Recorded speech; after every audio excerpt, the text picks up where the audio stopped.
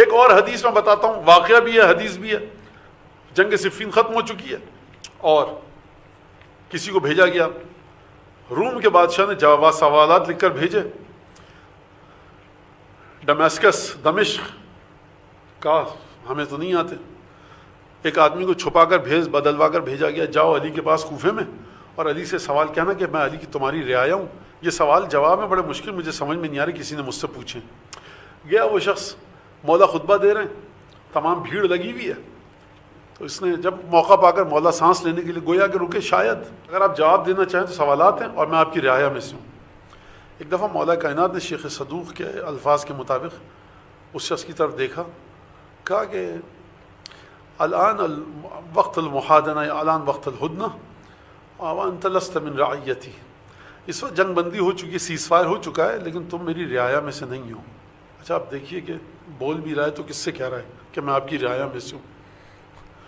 وہ سٹپٹا گیا ہوگا. جھوٹ بھی انسان بولے تو دیکھ کر بولے کس کے سامنے بات کر رہا ہے. جو عرش کے راستوں سے واقف ہے اس کے سامنے جھوٹ بولنا انسان کی حماقت ہے. ویسے تو جھوٹ بولنا ہی حماقت، لیکن بہرحال امیر مومن کے سامنے بس سوال کرو. کہا کس سے سوال کروں؟ کہا کہ بچے کھڑے ہیں میرے، امام حسن امام حسین، ان میں سے جس سے بھی چاہو سوال کرو. کہا کہ ٹھیک ہے. اس نے 3 سوال کیے، پہلا سوال، دوسرا سوال، تیسرا سوال یہ کیا اس نے کہ یہ بتائیے کہ ما ہی عشرۃ اشیاء بعض و اشد من بعض. وہ 10 چیزیں بتائیے کہ جو ہر چیز پہلی چیز سے زیادہ کٹھن، کڑی، سخت، مضبوط اور سنگلاخ ہے اور بہت ہارڈ ہے. ہر چیز ناقابل تسخیر ہے، انوینسیبل ہے. وہ 10 چیزیں کون سی ہیں؟ بھائی اب میرے الفاظ میں امام حسن سے تو کہہ دیا. اس نے حسن مشتبہ سے پوچھا تو مولا نے جواب دیا. تیسرا سوال جب کیا کہ 10 بتائیے چیزیں کہ جو ہر چیز دوسری چیز سے زیادہ کٹھن ہے، سخت ہے، تو امام حسن مشتبہ نے فرمایا، خصال صدوق باب العشرہ، شیخ صدوق کی کتاب، فرمایا خلق اللہ عشرۃ اشیاء بعض و اشد من بعض. ہاں خدا نے 10 چیزیں خلق کی ہیں، اس میں سے ایک چیز اپنی پچھلی والی چیز سے زیادہ کٹھن ہے، سخت ہے، ناقابل تسخیر ہے، انوینسیبل ہے اور اس کو کوئی فتح نہیں کر سکتا، اس کو وہ چیز فتح نہیں کر سکتی. دیکھو خلق اللہ الحجر، خدا نے پتھر کو خلق کیا. واشد من الحجر الحدید الذی یقطع بہ الحجر، خدا نے پتھر کو خلق کیا. پتھر بڑا سخت ہے، بہت سخت ہوتا ہے، لیکن پھر خدا نے لوہے کو خلق کیا، اس لوہے کے ذریعے پتھر کو توڑا جا سکتا ہے. اب پتھر ہو گیا قابل فتح، قابل تسخیر لوہے کے ذریعے.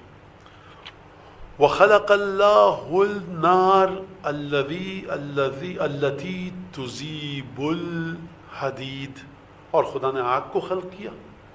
آگ لوہے کو بھی پگھلا دیتی ہے. پتھر خلق کیا، پتھر کو لوہا کاٹتا ہے اور لوہے کو آگ پگھلا دیتی ہے. اور دیکھو خلق اللہ الماء، اللہ نے پانی کو خلق کیا. پانی کیا ہے؟ الذی تطفئ النار، یہ پانی آگ کو بجھا دیتا ہے. وخلق اللہ السحاب الذی تحمل الماء، اور خداوند تبارک و تعالی نے بادلوں کو خلق کیا. یہ بادل پانی اٹھائے اٹھائے چلتے ہیں. بادل نہ ہو تو پانی نہیں برسے گا، لہٰذا پانی محتاج ہے بارش کا اور بادلوں کا. اور دیکھو واشد من السحاب الريح، بادل سے زیادہ کٹھن اور بادل سے زیادہ سخت جس کے اوپر بادل کا قبضہ ہے وہ ہے ہوا، کہ جو بادل کو ادھر سے ادھر لے کر جاتی ہے. واشد من الريح، اور اس ہوا پر کس کا قبضہ ہے؟ وہ فرشتہ الملک الذی، وہ ملک ہے کہ جو ارسل الریاح، جو ہواؤں کو چلاتا ہے. واشد من ذلک الملک، اور اس فرشتے سے زیادہ کٹھن اور سخت کون ہے؟ کس فرشتے کے اوپر؟ اس فرشتے کے اوپر جو بادلوں کو چلاتا ہے کس کا قابو ہے؟ اس فرشتے کا کہ جو ملک الموت ہے، کہ جو اس فرشتے کو موت دے دے گا. واشد من ملک الموت، اور موت کے فرشتے سے زیادہ اس پر حاوی کون ہے، مسلط کون ہے؟ وہ موت ہے کہ جو یمیت ملک الموت، کہ جو ملک الموت کو بھی موت مار دے گی. واشد من الموت، اور موت پر کون سی چیز حاوی ہے؟ موت کو کون سی چیز ڈومینیٹ کرتی ہے؟ موت سے اوپر کون سی چیز ہے؟ امر اللہ الذی بہ یمیت الموت، کہ وہ امر خدا ہے کہ جو موت کو بھی موت دے دے گی. آپ نے بات سمجھی؟ موت کو موت دینے کا مطلب کیا ہے؟ یعنی پھر عالم وجود سے، اس عالم وجود سے دنیا ختم ہو جائے گی. جب قیامت آ جائے گی ہماری دنیا، موت بھی ختم ہو جائے گی. کیسے ختم ہوگی؟ کہ موت ایسے ختم ہوگی کہ دو طرح کے لوگ ہوں گے.